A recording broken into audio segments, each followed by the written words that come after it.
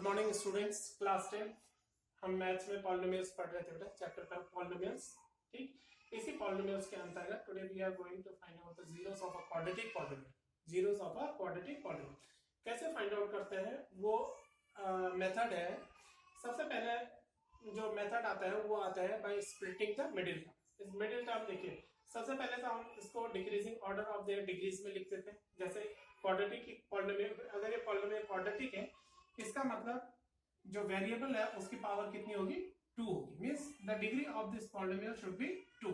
That's why it will be called a quadratic polynomial. If the degree is not 2, it is not a quadratic polynomial. Quadratic polynomial होने के लिए इसकी degree का 2 होना बहुत जरूरी है। ठीक, इसकी डिग्री 2 है, इसलिए क्वाड्रेटिक पॉलिनोमियल है। इस क्वाड्रेटिक पॉलिनोमियल के जीरोस फाइंड आउट करने के लिए सबसे पहले हम इसके फैक्टर्स निकालते हैं। इसके फैक्टर्स निकालते हैं, और कैसे निकालते हैं इसके factors? By splitting the middle term. Middle term इसका ये है 5x। इस 5x को तोड़ेंगे। कैसे तोड़ते हैं वो मैं आपको मेथड बता रहा हूँ। एक बार स्टेपिंग जो है ध्यान से याद रखिएगा, कैसे स्टेप्स आते हैं इसमें।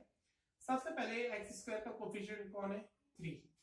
और कांस्टेंट टर्म क्या है यहाँ पे? -2। Not only 2 but it is -2। 3 into -2 करेंगे तो आपके पास आता है -6। इस -6 के आपको ऐसे फैक्टर करने होते हैं कि जिनका सम या डिफरेंस क्या है? 5x।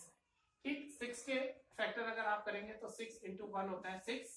ठीक, 2 3 भी 6 होता है, 2 इंटू 3 भी 6 होता है। ठीक, अब आपको देखना है 2 3 6, 2 प्लस 3 भी 5 होता है। ठीक, और 6 माइनस 1 भी 5 होता है। ठीक, लेकिन लेंगे कौन सा वाला, ये आपको देखना है। याद रखिए ये 6 नहीं है, ये -6 है।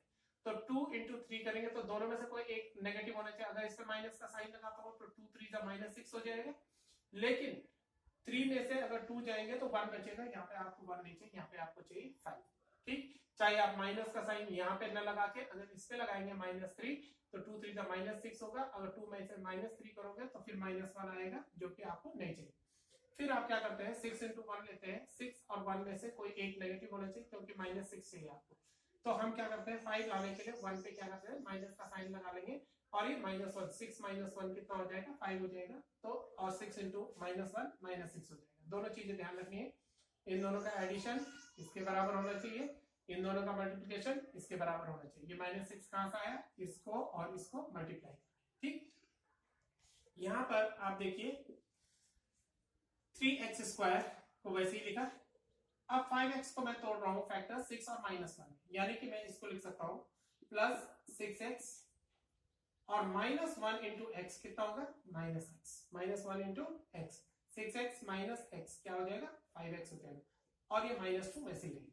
केवल हमने क्या किया, जो मिडिल टर्म है उसको स्प्लिट किया है। 5x को लिखा है हमने 6x माइनस x। किस तरीके से लिखा है उसका तरीका मैं आपको बता चुका हूं, ये -6 कैसे करके आए। ठीक, यहाँ पर अब इन दो टर्म्स, ये दो टर्म्स और ये दो टर्म्स में से कॉमन लेना है आपको। इन दो टर्म्स में क्या कॉमन है? इसमें है 3x कॉमन। ठीक, यहाँ बच जाएगा आपके पास केवल x, और यहाँ बच जाएगा क्योंकि 6x में से आपने 3x बाहर ले लिया तो 2 बच गया, x प्लस 2 बच गया। माइनस का साइन आपने बाहर ले लिया, मतलब -1 लिया आपने यहाँ पे कॉमन, क्योंकि इन दोनों में कॉमन नहीं है कुछ भी। तो ये बच गया आपके पास x प्लस 2। याद रखना कि माइनस का साइन आपने बाहर लिया है तो ये माइनस क्या हो जाएगा, यहाँ जाके ब्रैकेट लगाया है तो ये प्लस हो जाएगा, चेंज हो जाएगा साइन। ठीक, now x plus 2 is here and x plus 2 is here. Take x plus 2 common from both the terms. ये पूरा एक टर्म है, ये पूरा एक टर्म है, क्योंकि ये मल्टीप्लिकेशन में है। इसको अलग अलग टर्म मत समझिए, मल्टीप्लिकेशन में ये एक ही टर्म है और ये भी एक ही टर्म है। ठीक, दोनों में से आप ले लीजिए x plus 2 को कॉमन। x plus 2 कॉमन ले लिए तो यहाँ क्या बच गया आपके पास? यहाँ बच गया आपके पास 3x और माइनस यहाँ बच जाएगा 1। ठीक, अब आपको मालूम है कि x प्लस 2 और 3x माइनस 1 इसके क्या हो गए? दो फैक्टर्स हो गए। ठीक, इन दो फैक्टर्स से आपको जीरोस निकालने हैं। आपको निकालने क्या है? Zeros of quadratic polynomial. अगर आपने जीरोस ऑफ क्वाड्रेटिक पॉलिनोमियल निकालने हैं, इसका मतलब px की वैल्यू वहां पे क्या होनी चाहिए? 0 होनी चाहिए। अगर इसके आप जीरोस फाइंड आउट कर रहे हैं, it means if you are finding the zeros of the quadratic polynomial, the value of that polynomial at that particular value should be equal to 0. फिर हम क्या करते हैं, अगर इन दोनों का प्रोडक्ट 0 के बराबर होगा तो या तो ये 0 होना चाहिए या तो ये 0 होना चाहिए। ठीक, कि either x plus 2 should be equal to 0 or 3x minus 1 should be equal to 0. जब ये 0 होगा तो x is equal to क्या आ गया, x equals to -2 एंड यहाँ पे 3x equals to क्या हो जाएगा, ये -1 उधर जाएगा प्लस हो जाएगा, x is equal to कितना हो जाएगा, x equals to हो गया 1/3. ठीक, यहाँ पे x is equal to -2 आ गया है और यहाँ पे x is equal to 1/3 आ गया.